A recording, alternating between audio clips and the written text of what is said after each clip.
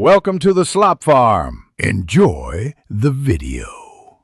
You start by making sure the Mac can reach Apple and you can authenticate.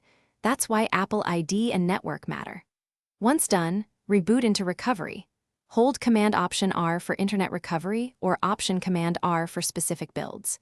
If you prepared a bootable USB, plug it in and hold Option at startup to select it. Make sure firmware locks are disabled or you know the password, because a locked Mac stops you from reinstalling and accessing utilities. You now erase correctly. In Disk Utility, switch to Show All Devices so you pick the physical drive, not a container. Use apps for SSDs and current Mac OS, or Mac OS Extended for very old systems, and set GUID partition map. This ensures firmware boots correctly. After erasing, close Disk Utility and choose Reinstall Mac OS or Boot from your USB installer.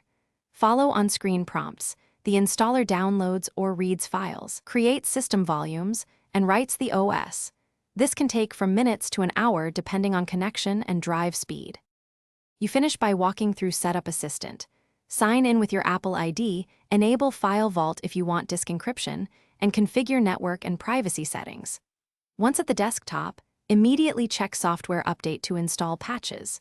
If the installer fails or the Mac won't boot, reset NVRAM and SMC, retry Internet Recovery, or boot a different installer. Make sure to inspect installer logs for network or disk I/O errors. That tells you whether you need a different image, cable, or to replace a failing drive. Thanks for watching.